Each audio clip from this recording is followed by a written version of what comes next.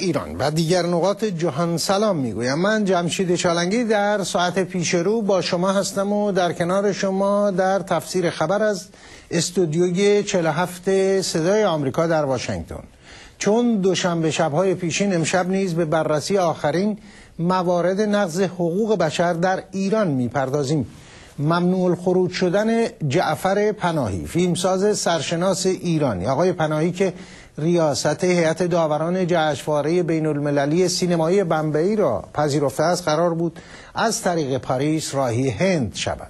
پیش از آقای پناهی، از خروج خانم فاطمه معتمد آریا، بازیگر سینما، و آقای مجتبی میرطهماسب، مستندساز ایرانی، نیز برای شرکت در جشنواره سینمایی ایران در لس آنجلس جلوگیری شد. آن سوتر برخی گزارش‌ها از ناگواری وضعیت گروهی از بازداشت شدگان پیامدهای انتخابات ریاست جمهوری در ایران خبر می‌دهند.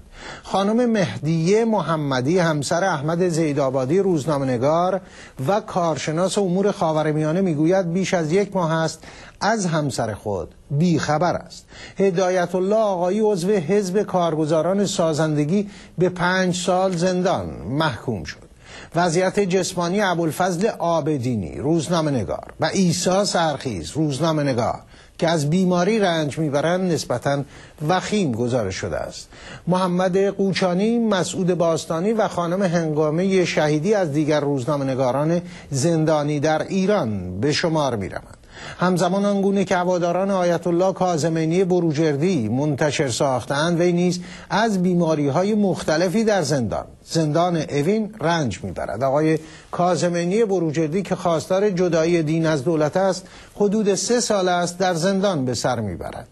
در عرصه بین المللی، سازمان گزارشگران بدون مرز با انتشار گزارشی تازه در مورد وضعیت روزنامه‌نگاران زندانی در ایران ابراز نگرانی کرده است. همزمان بان کیمون، دبیر کل سازمان ملل متحد، نیز نگرانی خود را در مورد نقض حقوق بشر در ایران بازگو کرده است. و در ایران آقای میرحسین موسوی، یکی از 2 نامزد معترض به تقلب‌های گسترده در انتخابات ریاست جمهوری، در تازه‌ترین اظهارات خود در مورد اوضاع جاری در ایران میگوید: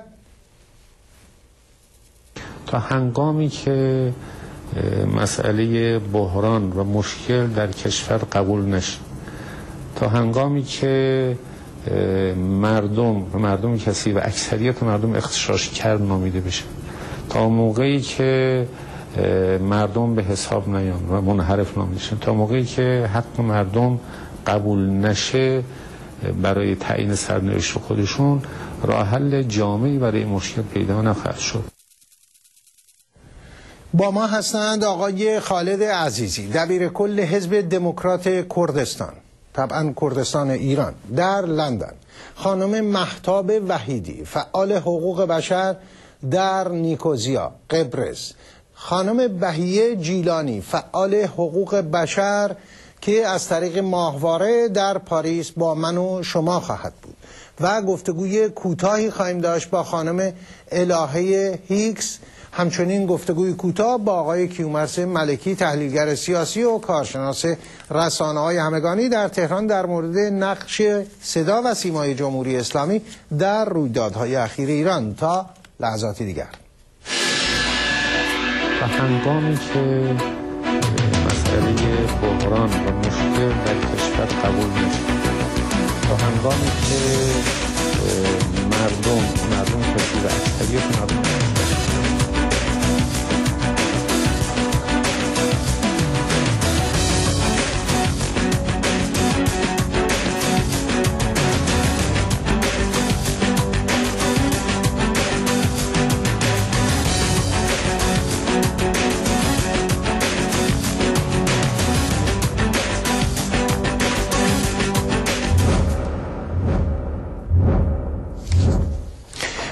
خانم بهیه جیلانی دارای درجه دکترا هستند در روانشناسی. توضیح بیشتری اگه لازم باشه خود ایشون خواهند داد. جامعه شناسی بیشتر، یعنی تخصصشون هست، و فعال حقوق بشر هستند. در سفری به اروپا در پاریس به سر میبرند. با ما هستند از طریق ماهواره از پایتخت فرانسه. سلام به شما خانم جیلانی. سلام آقای چالنگی و درود به تمام بینندگان عزیز. خب من بیوگرافی ایشون خیلی مختصر گفتم، البته دارای مقالات بسیاری هستند در زمینه‌های مختلف از جمله روانشناسی، جامعه شناسی و مسائل مربوط به حقوق بشر. تصحیح کردم که جامعه شناسی البته بیشتر نه در البته 80% روانشناسم هستم، چون جامعه شناسی از روانشناسی دور نیست. خانم جیلانی اجازه بدین از اینجا آغاز بکنیم. شما به عنوان یک جامعه شناس، روانشناس، فعال حقوق بشر، ناظر بر صحنه سیاسی در ایران هستید. بخشی از عرصه سیاسی ایران زندان ها هستند. در زندان های ایران بازداشت شدگان از طبقات مختلف، دانشجو، روزنامه‌نگار، فعال حقوق زنان، فعالان حقوق بشر، فعالان سیاسی، نویسندگان، پژوهشگران از ملیت‌ها و قوم‌های مختلف به سر میبرن. حتی یک بانوی فرانسوی هم در اونجا زندانی هست، ماتیلدا. و این زندان‌های اکنون در ایران رو شما آینه چه تحولات و چه اوضاعی در اجتماع میبینید یا در عرصه سیاسی ایران میبینید؟ والا در عرصه سیاسی من زندان رو راه حل نمیبینم، در صورتی که حکومت جمهوری اسلامی زندان رو راه حلی پیدا کرده، در صورتی که اگر هدف درست کردن چیزی بود این راهش نیست.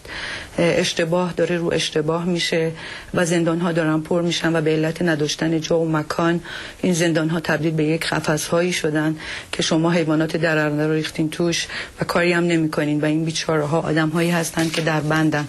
چون من خودم 2 سال این جو رو زندگی کردم و میدونم در یک اتاق کوچیک 45 نفر با هم زندگی بکنن مفهومش یعنی چی.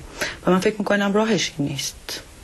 راهش این افراد رو در زندان نگه داشتن نیست، باید از این افراد به نوع دیگری استفاده بشه. یعنی من فکر میکنم که بالاخره باید ما بپذیریم گذشته زمان رو. ما نمیتونیم این چنان رفتار بکنیم و علت این که جمهوری اسلامی امروز به اینجا رسیده علتش اینه که نمیخواد با نسل‌های مختلفی که بعد از جمهوری اسلامی به دنیا اومدن، بعد از انقلاب جمهوری اسلامی به دنیا اومدن، نمیخواد رابطه‌ای داشته باشه و تا زمانی که رابطه دوستانه با مخالفین برقرار نکنه و از بدتر و بدتر خواهد شد. خب شما اشاره کردید اگر این مفهوم باز کنید، گفتین در قفس‌ها حیوانات درنده. آیا من درست شنیدم؟ نه اینکه کسانی که توشن حیوانات در اینها دارن این چنان برخورد میکنن با زندانی‌ها. افرادی که در زندان هستن بهترین ایرانی‌هایی هستن که فعلا در بندن، نه اینکه خدایی نکرده بخوام توهینی بکنم، چون این افراد بهترین و پاکترین و دارای افکار ایرانی و عاشق ایران هستند، وگرنه جاشون اصلا اونجا نبود. ولی متاسفانه جمهوری اسلامی 30 ساله داره با همون کادری که خودش درست کرده خودی ها داره زندگی میکنه و افرادی که چندین بار وزیر میشن، از وزارت راه به وزارت برق، از وزارت برق به وزارت دارایی میرسن و اینها بدون تخصص مملکت رو دارین میبینین به کجا رسیده. فکر میکنم دیگه چیز زیادی نمونده. خب خیلی این پرسش و این حرف رو هم دارن در برابر اون چی که شما گفتید. آیا تمام این انتقادی که شما کردید فقط به دوره 4 ساله آقای احمدی نژاد برمیگرده یا اینکه خیر بیش از 4 سال هم بوده برخی از کسانی که الان در زندان هستن همین سمت ها رو داشتن، یا وزیری بودن یا بعد از وزارت به استانداری و بالعکس رسیدن؟ بله. خب ما تحول رو میپذیریم. افرادی که من فکر میکنم این افراد حق متحول شدن داشتند، چون که میبینیم متحول هم شدن، ولی امروز